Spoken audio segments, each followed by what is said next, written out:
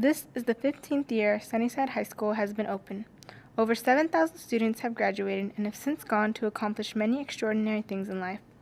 Out of the many alumni, we caught up with 2003 graduate JaNay Brownwood. I am a Sunnyside Wildcat alumni, and I graduated in 2003. She has just published her first children's book called Imani's Moon. It's about a small African girl who gets teased, who gets made fun of, and in spite of that, she decides she wants to accomplish an impossible goal. And with the support of her loving mother, she works hard, she fails, she works hard, she fails, and then she perseveres and she reaches that goal. October 18th at Barnes & Noble's in River Park, she held her first book signing. She had the opportunity to meet many of the young readers she has inspired through her book. Although the story may take place far from Fresno, JaNay Brown used her personal journey and experience from Sunnyside as inspiration. Getting books published is difficult. You get way more no's than you get yeses. But I had to keep working hard, keep persevering, and then look, right? Dreams come true. So I think that's, again, a really strong message that I even myself relate to. Little did she know her sixth grade teacher would predict where she is today. My teacher, Mrs. Welch, did the same thing, and she assigned us an activity where we had to write a children's book, and that's the one I think you saw, Taylor the Tyrannosaurus Rex. And I remember being in sixth grade, and all my classmates were sitting around me, and I was reading it just like I did today, my first book, Imani's Moon, but I was reading it to them. Her prediction for me was that I'd be a best-selling author. So.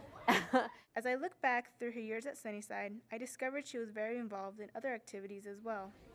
I loved every aspect of Sunnyside.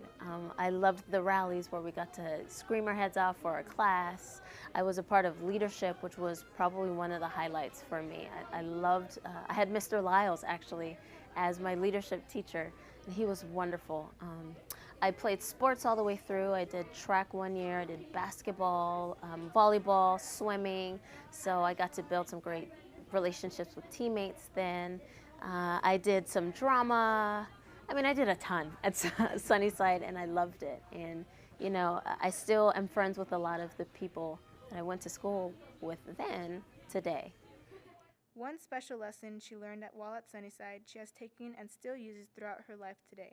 In Mr. Lyle's class, we were learning about the 7 healthy habits of teenagers, I think. And he gave us this story where he talked about, because I also did link crew, he gave us all a washer. You know what I mean by washer? He handed a washer out to all of us, and we were talking about students coming in, the ones who might not build relationships or who might fall through the cracks. And he always said, he took this washer and he said, plug that hole. Find that student, build a relationship with them, and plug that hole.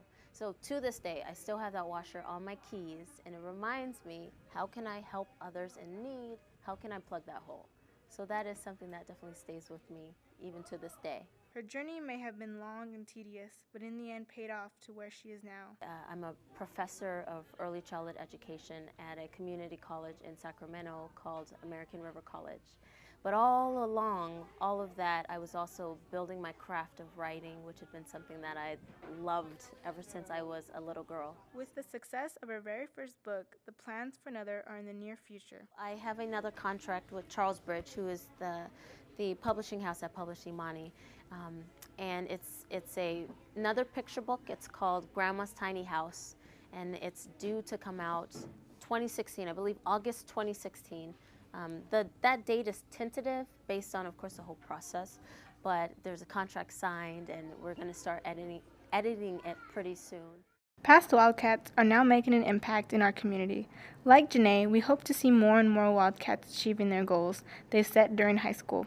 JaNay's legacy still lives through the Sunnyside's Walk of Fame, located just as you walk through the front gates. So no matter how far they go or long it's been since graduation, always remember, once a Wildcat, always a Wildcat. For more information on JaNay's story or Imani's Moon, visit online at thefresnob.com for more information.